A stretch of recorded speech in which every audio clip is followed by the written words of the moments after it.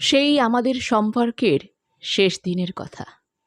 হ্যাঁ, শেষ দিন। সেদিনও তোমাকে আমার নিজের বলে ভাবার অধিকার ছিল। তুমি চলে গেলে সেই ভরা শ্রাবণে, বৃষ্টি মাথায়।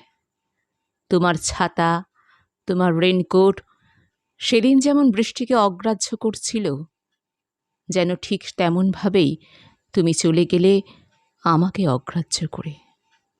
তারপর আবার দেখা দিদিভাইয়ের বিয়ের ছাদনাতলায়। সেদিন চলে যাওয়ার আগে অবশ্য বলেছিলে, মা আমার জন্য ভালো বনেদি পরিবারের একজন সুশ্রী সুশিক্ষিতা পাত্রী নির্বাচন করেছেন। মায়ের উপর কথা বলার মতন।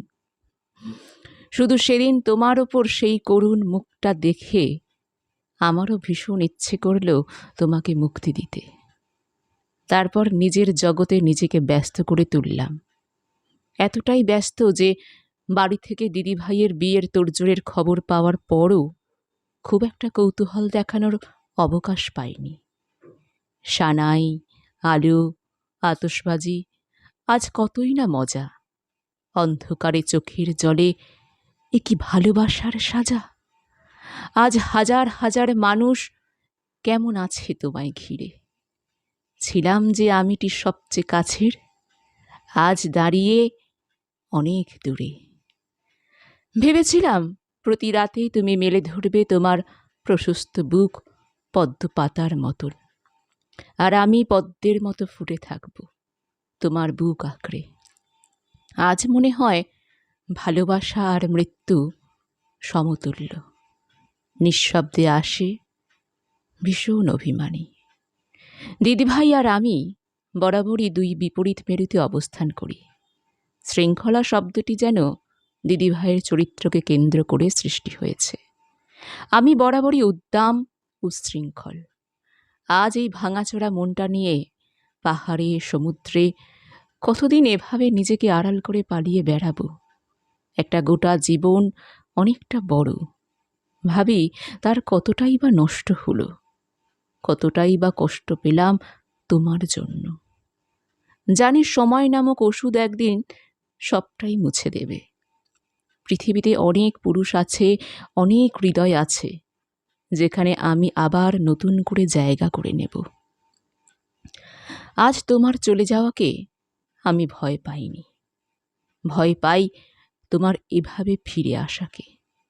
আজ প্রেম আমার কাছে অতীত, পরিবার আমার কাছে চরম বাস্তবতা।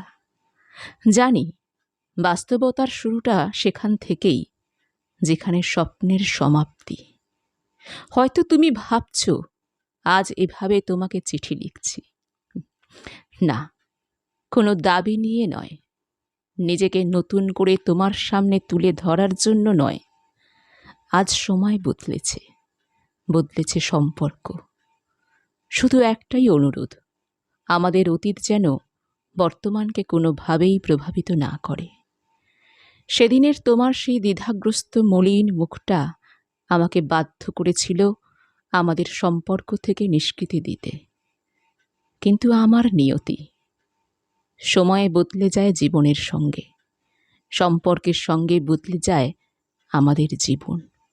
আজকের এই অশান্ত সমুদ্রের ধারে একা দাঁড়িয়ে না নিজের মধ্যে অসাধারণ কিছু আবিষ্কার করার জন্য নয়, সমুদ্রের দিকে তাকিয়ে শুধু ভাবছি একটা ঢেউ ভাঙে, নতুন ঢেউ সৃষ্টি হয়। আশা করি তুমিও নিজের বর্তমানকে আঁকড়ে ধরে সুখী হবে। ইতি অঞ্জনা।